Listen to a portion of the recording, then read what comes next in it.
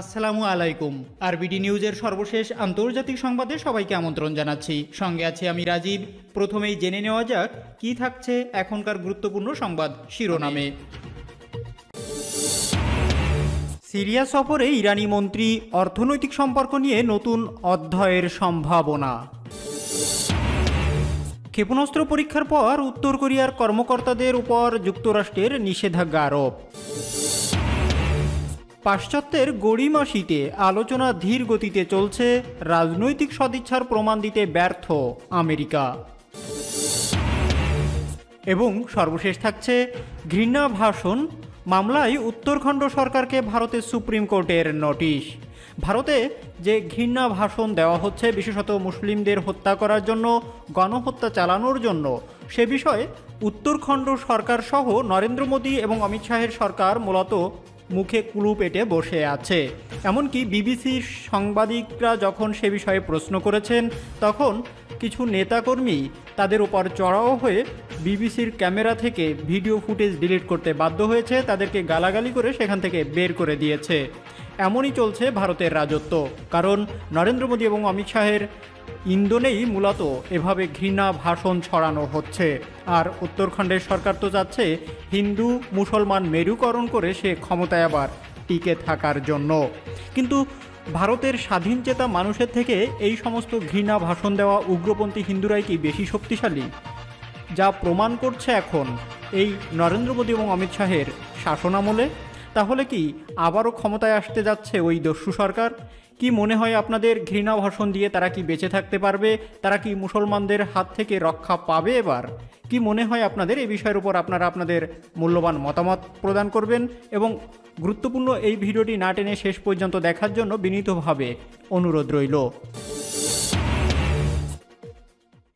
এতক্ষণ সংবাদ শিরোনামগুলো শুনছিলেন, এখন বিস্তারিত। তবে তার আগে রিকোয়েস্ট থাকবে ভিডিওটিতে একটি লাইক করুন এবং আপনি যদি চ্যানেলে নতুন হয়ে থাকেন চ্যানেলটি সাবস্ক্রাইব করে পাশে থাকা বেল আইকনটি অন করে দিন। সিরিয়া সফরে ইরানি মন্ত্রী, অর্থনৈতিক সম্পর্ক নিয়ে নতুন অধ্যায়ের সম্ভাবনা। সিরিয়ার যুদ্ধ শেষ হয়ে যাওয়ায় তেহরান এবং দামেস্কো নিজেদের মধ্যে প্রকৃত বাণিজ্য চুক্তির ব্যাপারে সমঝোতায় পৌঁছানোর চেষ্টা করছে। এই ধরনের চুক্তি হলে দুদেশের মধ্যে অর্থনৈতিক সম্পর্ক অনেক বেড়ে যাবে বলেই মনে করা হচ্ছে। একথা বলেছেন ইরানের পরিবহন মন্ত্রী রোস্তম কাসেমি। তিনি তেহরান থেকে একটি উচ্চ পর্যায়ের অর্থনৈতিক ও বাণিজ্যিক প্রতিনিধি দল নিয়ে সিরিয়ার রাজধানী দামেস্কে পৌঁছেছেন। দামেস্কো আন্তর্জাতিক বিমানবন্দরে ইরানি প্রতিনিধি দলকে স্বাগত জানান সিরিয়ার অর্থ ও বাণিজ্য মন্ত্রী মোহাম্মদ সামের আল খলিল। রোস্তম কাসেমি বলেন, সিরিয়ার যুদ্ধ শেষ হওয়ার মানে হচ্ছে ইরান এবং সিরিয়ার মধ্যে অর্থনৈতিক সম্পর্কের নতুন অধ্যায়ের সূচনা। যেহেতু ইরান ও সিরিয়া আন্তর্জাতিক সন্ত্রাসবাদ বিরোধী লড়াইয়ে পাশাপাশি ছিল, সে কারণে এই সম্পর্ক তৈরিতে সম্ভাবনা অনেক বেশি। 3 দিনের এই সফরে ইরানের মন্ত্রী, সিরিয়ার প্রেসিডেন্ট বাশার আল আসাদ, প্রধানমন্ত্রী এবং অর্থ ও বাণিজ্য মন্ত্রী, যোগাযোগ মন্ত্রী, সমাজ কল্যাণ মন্ত্রী, শ্রমমন্ত্রী, গৃহ ও নির্মাণ মন্ত্রী এর সঙ্গে বৈঠক করার কথা রয়েছে। রোস্তম কাসেমি বলেন, এই সব বৈঠকে সিরিয়ার শিল্প, নির্মাণ এবং অবকাঠামো খাত বিশেষ গুরুত্ব পাবে। ক্ষেপণাস্ত্র পরীক্ষার পর উত্তর কোরিয়ার কর্মকর্তাদের উপর যুক্তরাষ্ট্রের নিষেধাজ্ঞা। পিয়ংইয়ংয়ের সর্বশেষ ব্যালিস্টিক ক্ষেপণাস্ত্র পরীক্ষার প্রথম প্রতিক্রিয়ায় বাইডেন প্রশাসন বুধবার উত্তর কোরিয়ার 5 জন কর্মকর্তার উপর নিষেধাজ্ঞা আরোপ করেছে। যুক্তরাষ্ট্রের ট্রেজারি বিভাগ ঘোষণা করেছে যে ক্ষেপণাস্ত্র কর্মসূচির জন্য সরঞ্জাম এবং প্রযুক্তি প্রাপ্তিতে উত্তর কোরিয়ার এই কর্মকর্তাদের ভূমিকার কারণে তাদের উপর শাস্তি আরোপ করা হয়েছে। এছাড়াও যুক্তরাষ্ট্রের পররাষ্ট্র বিভাগ উত্তর কোরিয়ায় আরও এক ব্যক্তি, এক রাশিয়ান ব্যক্তি এবং একটি রাশিয়ান কোম্পানি যারা এই গণবিধ্বংসী কর্মকাণ্ডে সহায়তা দিয়েছে তাদের বিরুদ্ধে নিষেধাজ্ঞার আদেশ দিয়েছে।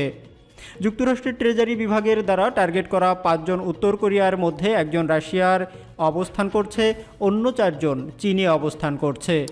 সকলের বিরুদ্ধে উত্তর কোরিয়ার সেকেন্ড একাডেমি অফ ন্যাচারাল সায়েন্সে অর্থ, পণ্য ও পরিষেবা প্রদানের অভিযোগ রয়েছে, যা ট্রেজারি বিভাগ বলে যে দেশটির সামরিক প্রতিরক্ষা কর্মসূচিতে ব্যাপকভাবে ব্যবহার করা হয়। এই নিষেধাজ্ঞা আরোপের আগে উত্তর কোরিয়া বুধবার ঘোষণা করেছে দেশটির সর্বশেষ উৎক্ষেপিত ক্ষেপণাস্ত্রের আরও একটি হাইপারসনিক ক্ষেপণাস্ত্র। উত্তর কোরিয়ার নেতা কিম জং উনের উপস্থিতিতে এই ক্ষেপণাস্ত্রের সফল পরীক্ষা সম্পন্ন হয়েছে বলে বুধবার দাবি করে দেশটি। রাষ্ট্রীয় গণমাধ্যমে প্রকাশিত এক ছবিতে দেখা যায় চামড়ার জ্যাকেট পরিহিত কিম জং উন বাইনোকুলারের সাহায্যে মঙ্গলবার ওই ক্ষেপণাস্ত্রের পরীক্ষা প্রত্যক্ষ করছেন। ক্ষেপণাস্ত্রটি প্রায় 1000 কিলোমিটার অর্থাৎ 621 মাইল দূরে সমুদ্রে ভাসমান লক্ষ্যবস্তুতে নির্ভুলভাবে আঘাত করতে সক্ষম হয়েছে বলে জানানো হয়। এখনও পর্যন্ত পরীক্ষিত ক্ষেপণাস্ত্রগুলোর মধ্যে এই হাইপারসনিকটি সর্বাধিক গতিসম্পন্ন। অবশ্য দক্ষিণ কোরিয়ার প্রতিরক্ষা মন্ত্রণালয়ের ভাষ্যমতে মঙ্গলবারের ক্ষেপণাস্ত্রটি 700 কিলোমিটার পথ অতিক্রম করেছে, যদিও সেটি আগের তুলনায় উচ্চ ক্ষমতার সম্পন্ন।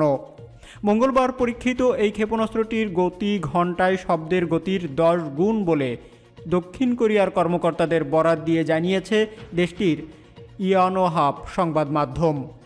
গত সপ্তাহে উৎক্ষেপিত মিসাইলটির গতি ছিল শব্দের গতির 6 গুণ। চলতি বছরে এটি উত্তর কোরিয়ার দ্বিতীয় ক্ষেপণাস্ত্র পরীক্ষা। গত সপ্তাহের ক্ষেপণাস্ত্র পরীক্ষার পর দক্ষিণ কোরিয়া দাবি করে উত্তর কোরিয়া তাদের সক্ষমতার বিষয়টিকে অতিরঞ্জিত করে প্রচার করছে। উত্তর কোরিয়ার সংবাদ মাধ্যমে প্রকাশিত ছবি বিশ্লেষণ করে গণমাধ্যমের ক্ষেপণাস্ত্রটির সাথে গত সপ্তাহের ক্ষেপণাস্ত্রের সামঞ্জস্য দেখা গেছে। যদিও গত সপ্তাহের ক্ষেপণাস্ত্র পরীক্ষার পর বিভিন্ন দেশের প্রতিরক্ষা মন্ত্রণালয় দাবি করেছে উত্তর কোরিয়ার পরীক্ষিত ক্ষেপণাস্ত্রটি হাইপারসনিক গ্লাইড ভেহিকল অর্থাৎ HGV নয়, বরং অপেক্ষাকৃত কম উন্নত ম্যানিউভারেল রি-এন্ট্রি ভেহিকল মিসাইল। প্রতিরক্ষা বিশেষজ্ঞরা আরও বলছেন হাইপারসনিক শব্দটি বিভ্রান্তি সৃষ্টি করেছে। প্রচলিত সব ক্ষেপণাস্ত্রই এখন হাইপারসনিক গতিতে চলে। হাইপারসনিক গতি অর্থ শব্দের গতির 5 গুণ। গত সপ্তাহের ক্ষেপণাস্ত্র পরীক্ষায় উপস্থিত না থাকলেও মঙ্গলবারের উপস্থিতি ছিলেন উত্তর কোরিয়ার নেতা কিম জং উন। তার এই উপস্থিতিকে তাৎপর্যপূর্ণ হিসাবেই দেখছেন বিশ্লেষকেরা।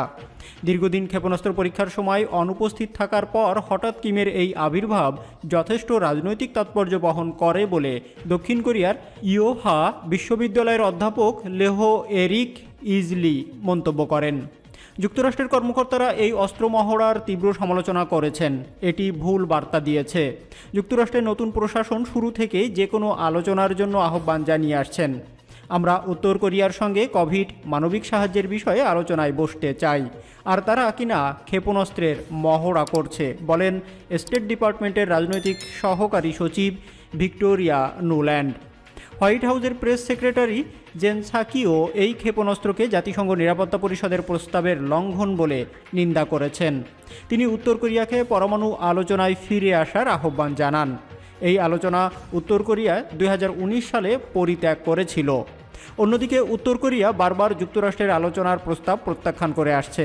উত্তর কোরিয়া জানিয়েছে যুক্তরাষ্ট্রের প্রশাসন যতক্ষণ না তাদের শত্রুভাবাপন্ন নীতি পরিহার করবে ততক্ষণ কোনো আলোচনায় বসবে না তারা। দেশটি বিভিন্ন সময় যুক্তরাষ্ট্র প্রশাসনকে দক্ষিণ কোরিয়ার সাথে তাদের সামরিক সম্পর্ক ছিন্ন করার দাবিও জানিয়ে আসছে। 1950 সালে সংগঠিত কোরিয়ান যুদ্ধের পর থেকে যুক্তরাষ্ট্রের প্রায় 28,000 সেনা এখনও দক্ষিণ কোরিয়ায় অবস্থান করছে। উল্লেখ্য, শান্তি চুক্তির পরিবর্তে কোরিয়ান যুদ্ধের অবসান হয় সন্ধির মাধ্যমে। পাশ্চাত্যের গড়িমসিতে আলোচনা ধীর গতিতে চলছে, রাজনৈতিক সদিচ্ছার প্রমাণ দিতে ব্যর্থ আমেরিকা। ইরান বিরোধী নিষেধাজ্ঞা তুলে নেওয়ার বিষয়ে ভিয়েনায় বৈঠক অব্যাহত থাকলেও পাশ্চাত্য, বিশেষ করে যুক্তরাষ্ট্র এখনও গ্রহণযোগ্য সমঝোতার ব্যাপারে রাজনৈতিক সদিচ্ছা দেখাতে ব্যর্থ হয়েছে। গত দুদিন ধরে 4+1 গ্রুপের সঙ্গে ইরানের যৌথ বৈঠকের পাশাপাশি ইরানের প্রধান পরমাণু আলোচক আলী বাকেরি কানির সাথে রাশিয়া, চীন, ব্রিটেন, ফ্রান্স, জার্মানি ও ইউরোপীয় ইউনিয়নের প্রতিনিধিদের সাথে আলাদাভাবেও বৈঠক অনুষ্ঠিত হয়েছে। বিশেষজ্ঞ পর্যায়ে এইসব বৈঠকে বিভিন্ন বিষয়ে আলোচনা চলছে। ভিয়েনায় বিরামহীন আলোচনা থেকে বোঝা যায় সংলাপ এগিয়ে গেলেও বেশ কিছু বিষয়ে এখনও মতবিরোধ রয়ে গেছে। পর্যবেক্ষকরা বলছেন বহু বিষয়ে আলোচনার অগ্রগতি হলেও পাশ্চাত্যের দেশগুলোর স্বেচ্ছাচারিতা এবং বাড়তি দাবি দেওয়ার কারণে সংলাপ প্রক্রিয়া ধীর গতিতেই এগোচ্ছে। পাশ্চাত্য একদিকে আলোচনা অব্যাহত রাখার জন্য নির্দিষ্ট সময়সীমা বেঁধে দেওয়ার কথা বলছে, অন্যদিকে তারা ক্ষণে ক্ষণে নিজেদের নীতি পরিবর্তন করায় এবং বর্তমানে যেসব বিষয়ে অগ্রগতি হয়েছে তা উপেক্ষা করায় আলোচনা ধীর গতিতে এগোচ্ছে।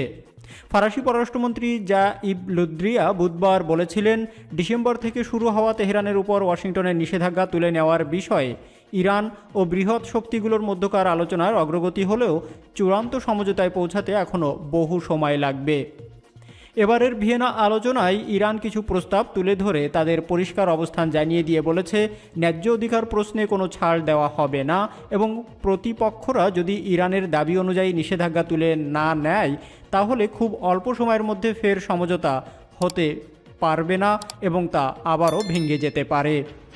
ইরানের পররাষ্ট্রমন্ত্রী হোসেন আমির আবদুল্লাহিয়ান নতুন করে সমঝোতায় পৌঁছানোর জন্য পাশ্চাত্যকে আন্তরিক হওয়ার আহ্বান জানিয়ে বলেছেন, ভিয়েনা বৈঠকে আমরা এখনও পাশ্চাত্যের পক্ষ থেকে কোনো উদ্যোগ নিতে দেখিনি, তাই ধারণা করা হচ্ছে দ্রুত একটি সমাধানে পৌঁছানোর কোনো চিন্তা পাশ্চাত্যের নেই এবং তারা চূড়ান্ত সিদ্ধান্তে পৌঁছাতে গড়িমসি করছে।